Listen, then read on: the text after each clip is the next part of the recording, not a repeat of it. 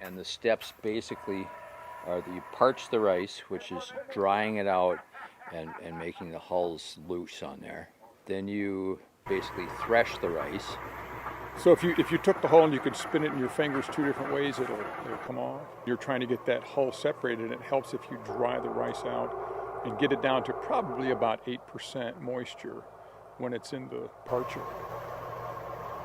So then the last step is, so you parched it to loosen the hulls, you've jigged it or threshed it to remove the hulls, and then you have to separate that, which is a process of winnowing, or in this case we have a fanning mill that blows all the chaff off.